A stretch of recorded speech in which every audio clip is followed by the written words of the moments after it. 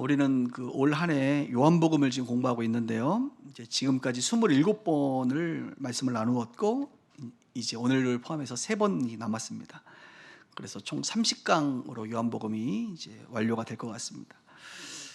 이제 갈메로 교회를 이전하고 나서 한 6년 전부터 영상 화질이 비교적 이제 업그레이드가 돼가지고 그때부터 영상은 홈페이지와 유튜브에 잘 정리해서 올려놓은 상태입니다. 그래서 뒤늦게 교회에 등록하신 분들, 그분들은 또 예전의 말씀들도 한 번씩 시간 나실 때 보시면 도움이 되리라고 봅니다.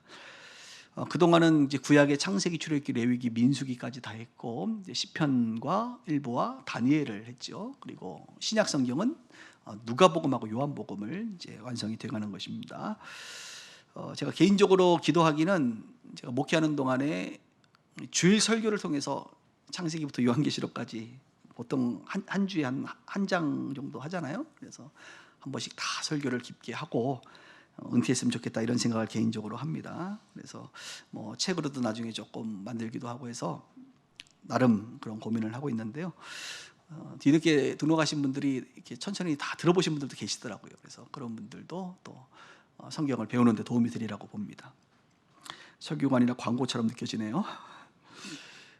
여러분 이제 내용을 좀 설명을 하죠. 예수님께서는 이제 저와 여러분들의 죄와 허물 그리고 원죄로부터 구원하시기 위하여 십자가에 죽으셨습니다. 우리가 그 믿음을 가지고 있습니다. 예수님은 십자가에 죽기 위하여 붙잡히셨고 고통당하셨고 또 죽으셨고 그리고 부활하셨죠. 지난주에 부활하셨습니다. 부활하시고 바로 승천하지 않고 이 땅에 40일 동안 계시면서 나타나셨습니다. 나타나셨어요.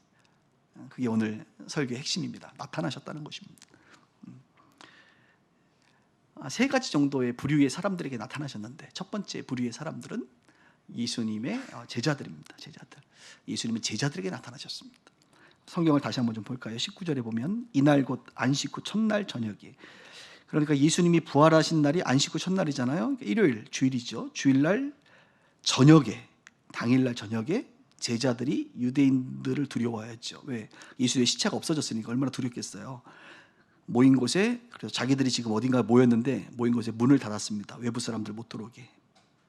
예수께서 그런데 어떻게 했어요? 오사 가운데 서서 이르시되 너희에게 평강이 있을지어다.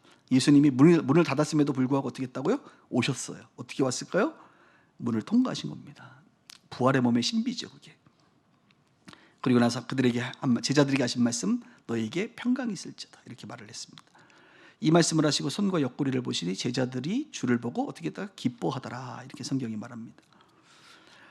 예수님이 부활하자마자 여러분 어디로 가셨어요? 제자들이 있는 곳으로 가셨습니다. 아마 육신의 부모님들, 가족들도 있을 수도 있어요. 그곳에. 중요한 것은 예수님이 가장 중요하게 생각했던 사람들은 제자들이었습니다. 제자들에게 갔습니다. 제자들은 두려워하고 있었습니다. 뭔가 염려와 근심과 외부로부터 차단해서 뭔가 자신들을 보호하려고 하는 그런 불안감 속에 지금 있습니다. 그때 주님이 그들에게 나타나서 뭐라고 말해요? 평강이 있을지어다. 히브리어로 말하면 샬롬, 헬라어로 말하면 에이레네, 평강이 있기를 원한다. 그리고 그 예수님의 손 보니까 예수님 십자가 모양이 있거든요. 옆구리 보니까 창자국이 있거든요. 그거 보고 제자들이 정말 예수님이시구나, 살아나셨구나, 부활하셨구나, 어떻게? 기뻐했다. 아까까지만 해도 두려움 속에 있었고 불안 가운데 있었는데 어떻게? 기뻐했어요. 기뻐. 평안함과 기쁨. 여러분, 예수님이 나타나시면 우리 인생에 평강이 임하는 줄 믿습니다. 예수님이 우리의 인생에 나타나시면 우리가 기뻐져요. 두려움과 불안 속에서 있던 우리가 기쁨이 넘치는 그런 인생이 됩니다. 이렇게 제자들에게 나타나시고 나서, 근데 안타까운 것은 도마라고 하는 사람이 제자 중에 있는데 도마가 그때 지금 예수님 오셨을 날 당일날 없었어요. 그래서 예수님 이제 왔다 가셨는데 도마가 나중에 이제 온 거예요. 와서 제자들에게 왔더니 뭐라 그래? 제자들이 도마, 예수님 왔다 갔어. 이제 이렇게 얘기하는 거예요. 그래서 도마가 아멘 했을까요? 미쳤어? 예수님 왔다니까. 근데 한 명만 그러는 게 아니라 제자들이 전부 다 도마야, 예수님 왔다 갔어 이렇게 얘기를 하는 거예요. 도마가 지금 뭐 몰래카메라야? 뭐 이런 거죠. 자기를 놓고 다 그렇게 얘기를 하는데 여러분 그 정도 되면 어떻게 여러분 받아들이시겠어요? 이 제자들이 지금 3년을 같이 동고동락하면서 신뢰할 만한 친구이고 동료들인데, 동료들이 그렇게 얘기를 하면 좀 믿을 것 같잖아요. 근데 도마는 뭐라고 얘기합니까? 예수님이 부활했다고? 내가 부활하신 예수님 손가락에 못자국, 거기에 내가 손을 넣어보고 옆구리 창자국에다가 내가 손가락을 넣어보지 않고는 내가 못 믿어. 이렇게 완강하게 거절을 합니다. 그 이후로 2000년 동안 도마의 별명이 붙었습니다. 뭐예요? 의심 많은 도마. 그런데 도마만 의심이 있는 게 아니라 이 세상에 살아가는 수많은 사람들이 참 의심이 많아요. 지금 여러분들도 도마과의 사람들이 있을 줄 믿습니다. 베드로과도 있고 우리가 뭐 요한과도 있는데 참 교회 보면 도마과가 많아. 의심이 많아. 의심이. 아무리 얘기해도 주일날 설교를 목사님은 거짓말 하겠어요 여러분? 제가 뭐 여러분한테 거짓말해서 내가 무슨 얘기했겠다고? 그렇게 안 믿어 사람들이. 옆에서 얘기해도 안 믿고 남편이 얘기해도 안 믿고 아내가 얘기해도 안 믿어. 도마 같은 사람들. 그런데 8일이 지나서 어느 날 또 자기네들이 모였는데 예수님이 이번에는 문이 닫혔음에도 불구하고 여전히 문을 통과하시고 갑자기 나타나신 거예요. 그 현장에 누가 있어요? 도마가 있습니다. 도마가 너무 놀랐죠. 그리고 예수님 뭐라 그랬어요? 도마에게 액션을 취하셨습니다. 도마야 손 봐라. 손자국. 자 손가락 넣어봐 여기다가. 자 도마야 내 허리 좀 봐봐. 창자국. 자 여기 손가락 좀 넣어봐봐. 그러면서 예수님, 그러니까 이 내용을 보면 우리가 하나 깨닫는 게 예수님이 안 계셔도 그 현장에 없어도 도마가 했던 말을 예수님이 다 기억했어요, 안 기억했어요? 기억한 거예요. 그러니까 예수님이 손가락 넣어봐 그러는 거예요. 여러분 예수님이 눈에 안 보여도요, 여러분들이 기도하고 여러분들의 신음소리, 여러분들의 그 간절한 그 기도, 뭐 외침, 여러분들의 심지어는 불평, 불만, 감사, 이거 주님이 다 듣고 있다 안 듣고 있다? 듣고 있다는 거예요. 듣고 있다는 거예요. 그래서 그 손가락 넣게 한 다음에 예수님 뭐라고 말합니까? 도마에게 이건 도마에게만 하는 말이 아니라 믿지 않는 믿음 없는 우리 모두에게 주는 거예요. 믿음 없는 자가 되지 말고 믿는 자가 되라 도마야. 믿음 없는 자가 되지 말고 믿는 자가 되라. 그랬더니 도마가 그 자리에서 이제 꼬꾸라지는 거예요. 예수님은 나의 주님이시오, 나의 하나님이십니다 라고 하는 멋진 신앙 고백을 그 자리에서 합니다. 그리고 예수님 한 말씀 더 하십니다. 너는 나를 본고로 믿느냐? 보지 않고 믿는 자들은 복되도다.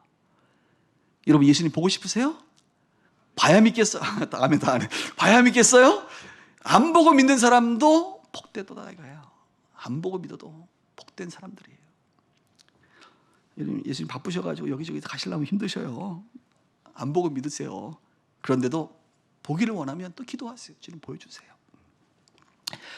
그렇게 이제 도마에게 보이시고 또 결국은 예수님 부활하시고 40일 동안 이제 승천하기 전에 부활의 몸으로 이 땅에 계셨는데 성경에 보니까 5번 예수님이 나타나십니다. 그래서 베드로에게, 야고보에게, 12제자에게, 그 다음에 500여 형제들에게 나타나셔요. 그리고 형제들이 있는 자리에서 하늘로 승천하시는 모습을 이제 제자들이 봅니다. 그래서 사도행전의 제자들은 그래서 놀라운 변화가 일어나는 거예요. 예수님의 부활과 승천을 눈으로 봤기 때문에 이 믿음과 확신, 이 증언에 있어서는 뭐 너무나도 확실한 사람들이 돼버린 거예요. 저와 여러분들도 마찬가지예요. 예수님이 여러분의 인생에 나타나시면 우리는 증인의 삶을 살 수 있는 놀라운 변화가 우리 인생 가운데 나타납니다. 제자들에게 예수님이 나타나고 두 번째는 우리들에게도 예수님이 나타났다는 거예요. 우리들에게도. 그 우리들 안에는 누가 있냐면 저는 바울이라는 사람이 생각납니다. 여러분 바울이 예수 믿는 사람들 핍박하는 사람 아니었습니까? 그런데 사도행전 9장에 보면 다메섹을 이렇게 걸어가다가 하늘에서 빛을 봅니다. 갑자기 아주 특이한 그 초자연적인 일이죠. 빛을 보고 주님의 음성을 듣습니다. 뭐라 그러죠? 그때 바울의 이름이 예전에는 사울이었는데 사울아 사울아 네가 어찌하여 나를 핍박하느냐 이렇게 음성이 들리는 거예요. 그래서 사울이 뭐라 그래요? 바울이 누구십니까 당신? 그랬더니 네가 핍박하는 예수라 이런 음성이 들린 거예요. 자, 예수님이 승천하셨기 때문에 눈으로는 볼 수 없지만 지금 바울은 영으로 그분의 음성을 듣게 됩니다. 예수님이 나타나신 것이죠. 바울의 인생 가운데. 네가 핍박하는 예수가 나야. 그 말을 듣는 순간 바울의 인생이 완전히 뒤집어지는 거예요. 내가 그동안 생각했던 내 지식, 이 예수 믿는 것들은 다 이단이고 잘못된 것들이고 사기꾼들이다. 이 사람들 잡아 유대교를 부인하는 이 사람들 다 잡아 죽여야 돼. 이랬던 바울이 자기의 지식의 변화가 강력한 이 지식의 진이 진동을 하면서 무너져 버리는 거예요. 지식의 변화는 생각의 변화를 가져오고 이 생각의 변화가 있으니까 바울의 삶이 변하게 되면서 이제는 예수 믿는 사람을 핍박했던 자가 아니라 오히려 예수를 전하는 증인의 삶을 살기 시작했다는 겁니다. 그럼 바울만 그러냐? 그렇지 않습니다. 우리 주변에도 그런 사람 많아요. 지난주에도 우리 이은상 선교사님 이제 다니엘 기도회 화요일 날 나오셨잖아요. 여러분 혹시 보셨어요? 근데 우리 성도님들이 그분이 어떻게 예수 믿은지는 모르시는 분들이 많을 거예요. 간증을 못 들어봤을 테니까. 근데 그 내용을 보시면 저는 이미 알고 있습니다. 그분이 어떻게 예수 믿었는지. 근데 다시 한번 좀 정리해드리면, 제가 그분이 20대 유학을 갔어요. 여러분 20대 미국에 유학 가는 그 연세에. 그래서 내가 개인적으로 목사님 금수저이셨나 봐요. 그랬더니 웃으면서 금수저는 아니고 한 동수저 됩니다. 그러더라고요. 그래서 20대 유학을 갔어요. 근데 자기는 예수 안 믿는 가정이었대요. 샤머니즘, 제사 지내고 굿하고 이런 집에 딸이었는데 미국에 유학을 갔는데 몸이 아픈 거예요. 몸이. 병원을 갔는데 증상이 없는 거예요. 이유를 모르는 거예요. 근데 몸이 아파. 여러분 이런 사람 있어요? 없어요? 있어요. 나중에 그분이 깨달은 것이죠. 이게 영적인, 자꾸 문자가 오네요. 영적으로 눌린 거예요. 영적으로 눌리면 사람이 몸이 아플 수 있어요. 영적으로 눌리면. 그래서 가끔은 병원에 가서 증상이 없어도 이렇게 뭔가 계속 시름시름 하시는 분들, 이런 분들은 영적인 문제의 가능성이 굉장히 높습니다.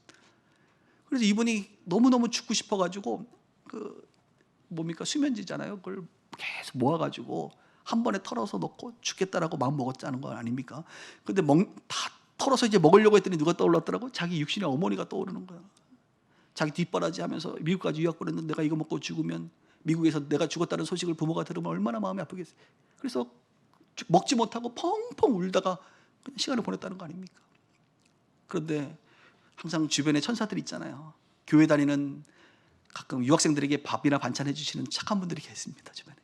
그래서 누가 늘 반찬해 주시는 결국은 집사님이셨는데 집사님이 우리 교회에서 부흥회 하는데 한번 가보자. 몸이 아프니까 가보자. 강사님한테 기도 한번 받자. 그래서 갔어요. 교회라는 데 처음 간 거죠.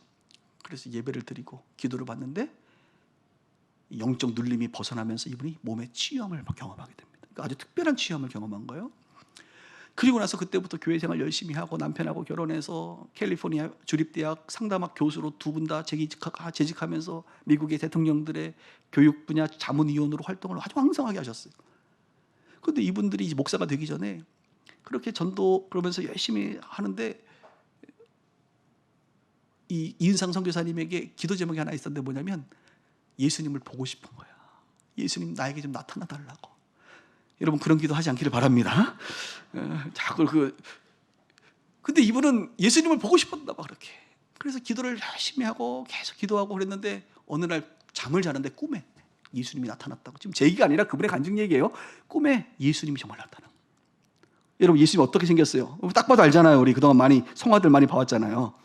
그러니까 예수님이 다르게 안 나타났어요. 여러분들이 봤던 성화대로 나타났어요. 왜? 그래야 예수님인 줄 여러분이 알까 봐. 다르게 나타나면 모를까 봐 우리 주님이 일부러 그렇게 나타났어요. 대부분.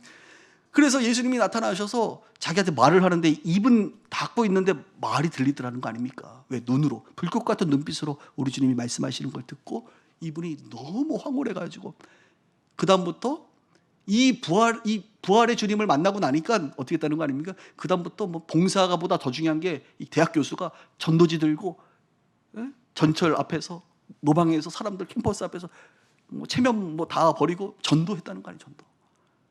그러다가 결국 주님이 목회자로 선교사로 불러서 지금 이 고생을 하시면서 살고 있는데요. 바울에게만 나타난 게 아니라 이은상 선교사님에게도 우리 주님은 나타나셨다 이거예요. 또 그분만 얘기하면 좀 섭섭하니까 우리 김정태 선교사님도 얘기해 드릴게요. 김정태 선교사님 어떻게 여러분 주님 만난 줄 아세요? 저는 들었어요. 옛날에 간증. 이분은 여러분 가구회사 사장님이셨어요. 그러니까 원래 선교는요 사업하시는 분들이 선교하면 잘해. 선교는 사업하시는 분이 성령 받으면 선교 잘해요. 여러분 우리 유명한 책상 중에 옆에는 책꽂이가 있고 그다음에 거기 책꽂이 하나 저기 중에 이렇게 상판을 하나 놓고 밑에 서랍장을 이렇게 놓는 전문용어로 H형 책상이라고 말합니다. H형. 집에 하나씩 있으시죠? 그거를 개발하셨어요, 이분이. 그래가지고 인생 대박이 난 거예요. 그래서 인천에서 가구 공장 하는데 유명한 사람, 유명. 그리고 이제 뭐 신앙생활 했으니까 사업하면서 기도원을 가니, 또 기도원 스타일이거든 이분, 옛날 분들은 다 기도원에 올라가서 또 부흥회를 했는데, 그날따라 주님이 막 회개를 시키고 막 그래가지고 회개 기도하고 하다가 갑자기 성령이 임하셔버렸네. 그래가지고 이분이 뒤집어져가지고 막 굴러가면서 기도하고 회개하고 방언하고 막 난리가 났대요, 난리가. 근데 그렇게 시간은 막 지나면서 기도를 하는데 갑자기 예수님이 나타나셔가지고, 예? 그 예수님이 어떤 예수님이에요? 아까 성경사 저분에게 나타나신 그 예수님이에요. 그 예수님이 나타나가지고 십자가 하나를 큰 거를 자기 등에다가 이렇게 메워주더래요. 그리고 자기가 그 십자가를 메고 그냥 이렇게 어딘가를 막 다니고 있더래. 그리고 이제 기도가 끝난 거예요. 그럼 여러분 말귀를 알아들어야 될 거 아니에요. 아, 십자가 들고 선교하러 다니나 보다. 근데 사업에서 돈 잘 벌면 선교 가겠어요? 아니면 여기서 골프 치시겠어요, 여러분?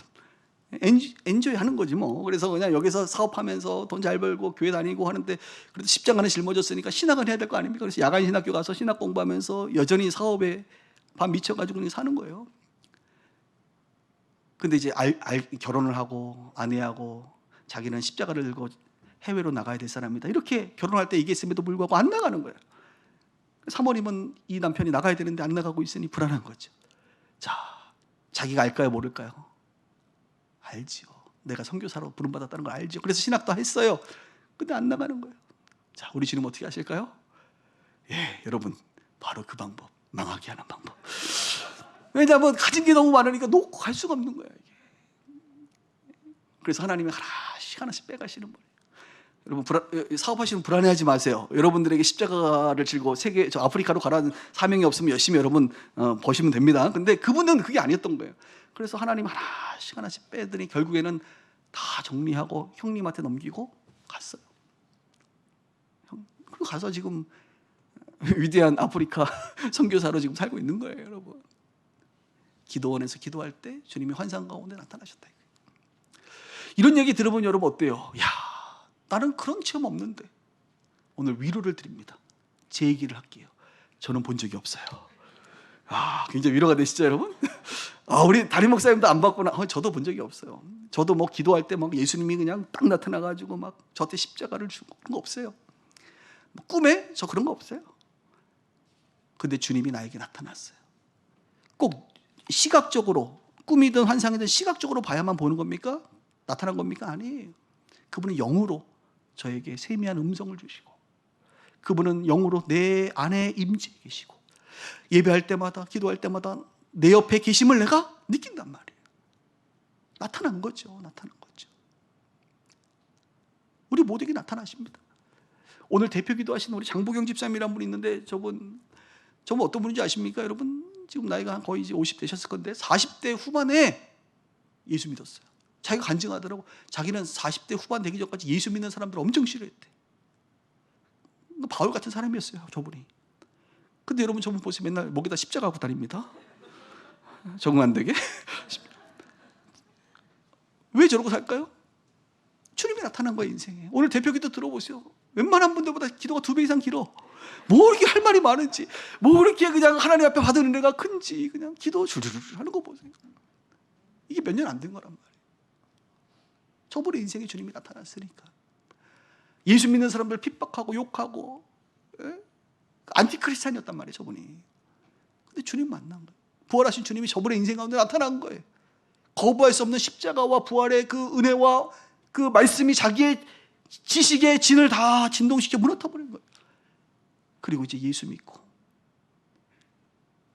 증인의 삶을 살고 있는 겁니다. 이런 얘기하면 끝도 없어요. 우리 모두에게 주님 나타나세요. 눈으로 느낄 수 있게끔, 들릴 수 있게끔 오감을 통하여 주님은 우리 가운데 나타나시는 거예요. 그 주님은 죽으신 분이 아닙니다. 지금도 살아계신 부활하신 예수님이십니다. 그 주님 만날 수 있기를 주님의 이름으로 축복합니다. 우리가 주목할 것은 그 예수님이 부활 후에 승천하시지 않고 한 40일 동안 나타나셨는데, 왜 40일 동안 바로 안 가시고 계셨을까? 한 3가지 이유가 있는데, 첫 번째는 부활을 믿게 하려고, 제자들에게 부활을 믿게 하려고, 믿음을 위해서 우리 주님은 바로 가시지 않고 40일 머물러 계셨던 것입니다. 두 번째, 두려움 가운데 있는 제자들에게 평안과 기쁨과 담대함을 주시려고 우리 주님이 평안을 선포하신 것이고요. 그 다음에 증인의 삶, 이제 복음을 증거해야 되는데 이 증인의 삶을 살기 위해서 확실한 증거를 보여주신 거예요. 증인의 삶을 살라고 한 겁니다. 그러니까 여러분의 인생에 예수님이 왜 나타나셨느냐, 왜 여러분의 인생에 주님이 내주하시느냐, 왜 여러분들이 예수님을, 부활하신 주님을 느끼며 살고 있느냐, 이유는 간단합니다.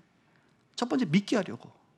여러분들로 하여금 예수가 그냥 신화 속의 인물이 아니라 오늘 도마가 얘기했던 것처럼 주는 살아계신 하나님의 아들입니다, 주님은 나의 주인입니다, 이것을 여러분들이 믿게 하려고 우리 주님이 계시는 거예요. 또한 부활하신 주님은 여러분에게 평안과 기쁨과 담대함을 주시길 원하세요. 죽음의 문제, 고통의 문제로 두려워하고 떨고 있는 이 땅의 수많은 사람들에게 주님은, 또 제자들에게 담대함과 평안을 주시기 위해서, 그리고 증인의 삶을 살라고. 여러분, 예수님이 부활하신 것이 분명하고 그분이 여러분의 인생에 나타났다면 여러분 이것을 말하지 않고 살 수 있어요? 이게 복음을 전하지 않고 견딜 수 있나요? 견딜 수 없죠. 그러니까 저 같은 사람도 멀쩡하게 일반 대학 나왔다가 지금, 그죠? 저도 고등학교 교사 생활하다가 이제 군대 장교 군 생활하고, 거기 그냥 했으면 좀 연금 나고 편하게, 요즘 같을 때 굉장히 좋은 직업이거든 사실은. 제 조카가 이번에 장교로 이제 임관을 할 건데 내가 너무 잘했다. 20년만 버텨. 그래봐야 40대 중반이야. 40대 중반 젊다. 그러면서 지금 조카한테 얘기하고 있어요. 40대 중반이면 나와도 할 거면, 근데 20년만 버티면 소령으로 전역하면 너 평생 연금 받아. 연금 받아. 죽을 때까지 연금 받아. 적지 않다. 요즘 같을 때 그냥 군생활 괜찮아. 저도 그 유혹이 많았어요. 제대하고 다시 학교로 돌아와라, 이런 기회가 있었는데, 여러분 그 좋은 거 다 팽개치고 왜 제가 신학을 가고 이렇게 목회를 하겠냐고요. 그것도 너무 귀한 직업인데 이 복음을 증거, 풀타임으로 이 복음을 증거하는 일이, 이게 나에게 너무 소중하고 이루고 싶은 거지. 아골골짝 빈들에도 복음 지우고 가오리다. 그러니까 이 찬양, 주님 다시 오실 때까지 내가 이 길을 가오리라. 물론 여러분 다 그렇게 가라고 말하는 것은 아닙니다. 각자의 부르심과 사명 앞에 내가 이 길을 내가 온전히 한번 살아봐야겠다라고 하는, 또 우리 본교회 담임 목사님이, 우리 장 선생님은 신학하시고 목회자가 돼야 된다고 권면하셨고, 우리 부모님은 반대하셨지만, 제가 교사 생활 딱 하니까 우리 담임 목사님이 실망을 하시더라고. 복이 있나 보구나. 아닙니다. 잠깐 갔다 온 겁니다. 이 길을 가니까 너무 기뻐하세요. 너무 기뻐하세요.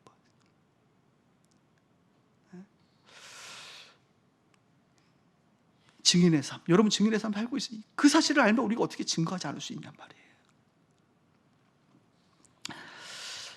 우리 예수님은 제자들에게 나타나시고 우리들에게 나타나시고, 그 다음 마지막 세 번째는 모든 사람들에게 더 나타나고 싶어 하세요. 그럼 우리 이렇게 말해요. 그냥 나타나시면 되지. 나타나고 싶어 하신다는 건 뭐냐는 거예요. 한번 성경을 볼까요? 자, 21절 보십시다. 21절. 예수께서 또 이르시되 너희에게 평강이 있을지어다 하고, 아버지께서 뭐라 그래요? 아버지께서 나를 보낸 것 같이 나도 너희를 보내노라. 그러니까 예수님이 직접 안 가고 누구를 보내는 거예요? 너희를 보낸다. 이 말씀을 하시고 그들을 향하여 숨을 내쉬며 성령을 받으라. 성령을 받으라. 너희가 누구의 죄든지 사하면 사해질 것이요 누구의 죄든지 그대로 되면 그대로 있으리라. 그러니까 예수님이 하시는 그 사역, 그러니까 성령이 하시는 건 뭐예요? 구원 사역이에요. 성령은 요한복음 16장에 보면 성령은 죄에 대하여, 의에 대하여, 심판에 대해서 말씀하시는 분. 그러니까 구원 사역은 성령님이 하시는 거거든요. 그럼 그냥 성령님이 그냥 하시고, 예수님이 꿈에 나타나시고 지금도 그렇게 하시는 것처럼 하시면 되지. 왜 우리를 통해서, 사람을 통해서 하시냔 말이에요. 여러분, 하나님이 사람을 통해서 하신다는 말 너무 많이 들었는데 제가 쉽게 알려드릴게요. 왜 그러냐면 하나님이 천지를 창조할 때부터 그렇게 작정하셨어요. 천지를 창조하시고 이 세상을 다스리는 권세를 누구에게 줬냐? 인간에게 줬어요. 생육하고 번성하고 충만하고 정복하고 다스려라. 이 다스림을 누구에게 하셨다고? 인간에게 주셨어요. 그래서 하나님과 인간은 동역함으로 말미암아 이 세상을 다스리는 거예요. 하나님의 구원사역? 하나님이 하시죠. 그러나 누구를 통해서? 사람을 통해서 하시는 거예요. 치유하는 거 누구를 통해서? 사람을 통해서 하세요. 몸된 교회를 세우는 거 누구를 통해서? 사람을 통해서. 세계 선교하는 거 누구를 통해서? 사람을 통해서. 누군가 구제하는 것, 하늘에서 까마귀를 보낼 수 있지만 여러분들을 통해서 한단 말이에요. 하나님은 그렇게 하기로 작정했어요. 질서 속에서 그렇게 하시기로 작정하셨어요. 그러니까 하나님은 여러분들이 증인의 삶을 살지 않으면 하나님은 더 이상 일하지 않으세요. 다르게 얘기하면 더 이상 여러분을 통해서 일하지 않고 촛대를 옮겨버립니다. 다른 사람에게 성령을 주세요. 그래서 성령을 받은 그 사람이 그 일을 하도록 촛대를 옮기는 거예요.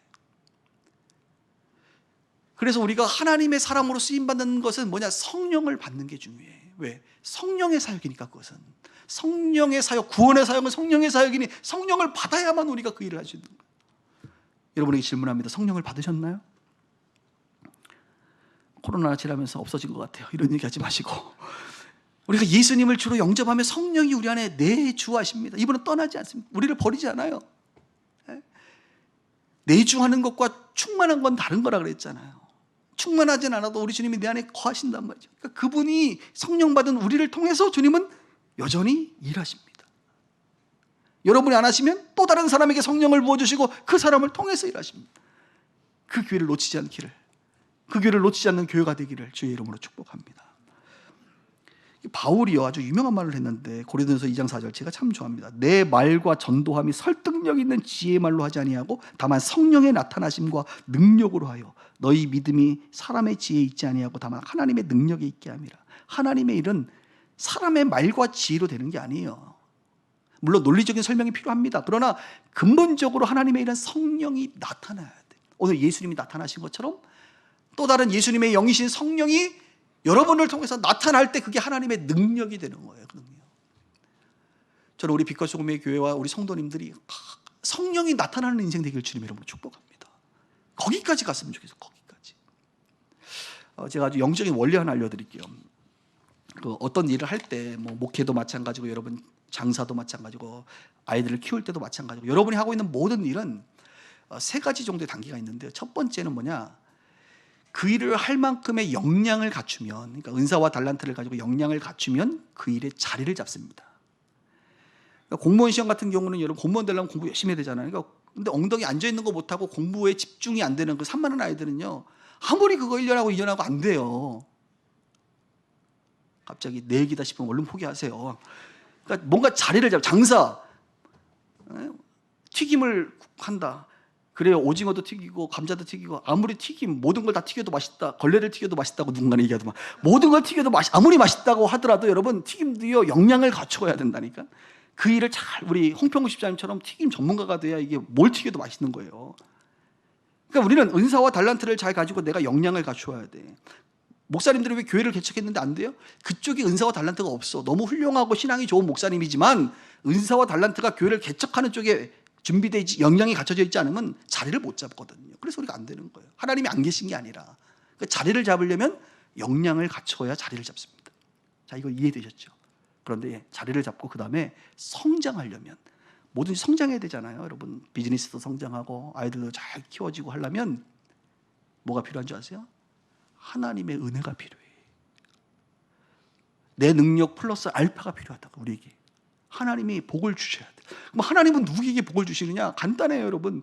하나님 마음에 합한 사람에게 복을 줘. 그 말은 여러분의 인생의 방향성을 잘 잡아야 된다는 거예요. 하나님이 기뻐하는 일을 하셔야 돼. 저는 우리 빛과 소금의 교회가 이렇게 성장하는 이유는 딱 하나라고 생각해요. 담임 목사의 역량이 아닙니다. 그냥 하나님이 복을 주세요. 얘네들 보니까 예배를 정말 내가 기뻐하는 예배를 드리네. 얘네들 이 교회는 보니까 재정을 가지고 정말 내가 기뻐하는 곳에 쓰네. 이 교회는 내가 성도들을 보내도 되겠다. 이 교회를 내가 성장시켜도 참 기쁘겠다. 이 마음이 하나님에게 있는 거예요. 그래서 내 역량과 전혀 상관없이 하나님이 이렇게 역사하신단 말이에요. 여러분 그 은혜가 여러분의 인생 가운데 있기를 바랍니다. 근데 대부분은 거기까지만 갑니다. 거기까지 가면 축복받았다 그래. 근데 그 다음 단계가 있어요. 이거는 내가 죽고 성령이 내 인생에 완전히 나타나 버리는 거예요. 목회로 얘기하면 예전에 우리 1세대 목사님들 중에 뭐 조땡땡 목사님이라든지 윤석땡 목사님 이런 분들이 있어요. 이런 분들은 교회가 한 10만 명, 20만 명 그래 성도가. 여러분 아무리 생각해도 목회자가 아무리 열심히 하고 해도 어떻게 10만 명이 되고 20만 명이 되고 30만 명이 되냔 말이에요. 이거는 누가 하는 거예요? 하나님이 그냥 하시는 거예요. 나는 사라지고 그분이 성령의 나타나심이 있어요. 나타나심. 성령이 나타나려면 어떻게 해야 돼요? 내가 죽어야 되니까 내가 죽는 것은 말씀과 기도로 죽어야 돼요. 그러니까 한마디로 이건 이제 참 이런 거 얘기하면 여러분들이 저를 이상 목사님도 그렇게 하시오라고 쳐다볼까 봐 내가 겁나서 말로 한 기도를 한 6시간에서 12시간 해야 됩니다. 그래서 우리 그분들은 다 그랬어요. 그냥 무릎 꿇으면 6시간 기도하고 일어나죠. 아, 했다. 한 3시간 하면 부족하신가 봐. 그러니까 그런 초자연적인 하나님의 역사가 일어나시는 분들은 그냥 무릎 꿇으면 12시간 하는 거예요. 여러분 12시간 기도한다고 생각해 보세요. 내가 살아있겠어요? 그런 사람들이? 내가 없고 오직 그분만이 드러나는 거예요. 그래서 조땡땡 목사님은 예전에 해외 집회 나가시면 이제 육신을 가지고 있으니까 스테이크를 쫙 먹고 배를 딱 채우고 나서 집회 전에 3시간 동안 아무도 안 만나고 기도 딱 하고 나서 집회한다는 거 아닙니까? 그러니까 본인이 아는 거예요. 한 3시간은 내가 기도를 해야 내가 죽고 성령이 온전히 나타난다. 다 과거 얘기긴 합니다만, 네, 지금 돌아가셨지만 그럴 때 성령이 나타나시는 거예요. 이걸 내가 알아요, 몰라요? 지금 말하고 있는 내가 한단 말이야. 그럼 내가 그렇게 해야 돼, 안 해야 돼? 체질상 그 정도의 지배함은 내가 없단 말이지. 그러나 이 연사 그럼에도 불구하고 내년에는 한번 그렇게 해보리라. 그래서 내가 지금 여기다가 지금 양탄자 하나 깔려고 지금 알아보고 있는 중입니다. 나도 한번 좀 기도를 내가 내년에는 집중을 해보리라. 그래서 개인의 역량을 넘어 우리가 주님이 원하시는 기쁜 방향으로를 넘어 나는 죽고 성령이 내 안에서 온전히 드러나서 그냥 설교만 하다가도 치유가 일어나고 귀신이 떠나가고 안수하면 그냥 암도 낫고 그냥 코로나도 갑자기 코로나는 얘기하지 맙시다. 다 낫고 막 이런 일들이 있었으면 좋겠단 말이죠. 이거 내 얘기고 이제 여러분 얘기 한번 해봅시다. 여러분들도 한번 생각해 보세요. 여러분 기도하세요. 그분이 드러나면 3차원의 어느 강사가 얘기하잖아요. 3차원의 일이 아니라 4차원, 5차원, 7차원의 하나님의 역사가 부어지는 거거든. 이유 없이 주님이 하시거든 그냥. 그 은혜를 우리가 경험했으면 좋겠는 거예요. 내년에 여러분 기도 좀 해보세요. 제가 1부 때 지금 안 한 얘기 지금 많이 했습니다. 2부 때. 여러분 눈빛이 오늘 너무 살아있어가지고. 성령이 일하셔야 돼. 성령이 나타나야 돼 우리 예배 가운데. 자, 말씀 정리할게요. 예수님 죽으시고 부활하셨어요. 그리고 나타나셨어요. 제자들에게, 우리들에게, 또 우리를 통해 열방의 모든 사람에게 나타나기를 원하십니다. 여러분은 왜 이곳에 불러 모았을까요? 더 사랑하고 더 성장하고 더 예배하고 더 섬기라고 불러 모았어요. 그러나 더 나아가 성령의 능력을 입어서 우리로 하여금, 공동체로 하여금 성령이 나타나기를 원하세요. 예수님 우리에게 나타나셨습니다. 이제 우리를 통해 예수님 나타나야 됩니다. 그래서 예수님이 제자들에게 했던 이 말을 오늘 기억합시다. 제자들에게 숨을 쉬시며 숨을 내쉬며 성령을 받으라 한 것처럼 오늘 여러분들에게 축복합니다. 예수님 말씀하세요. 숨을 내쉬며 성령을 받으라. 성령을 충만케 하라. 다 같이 기도하겠습니다.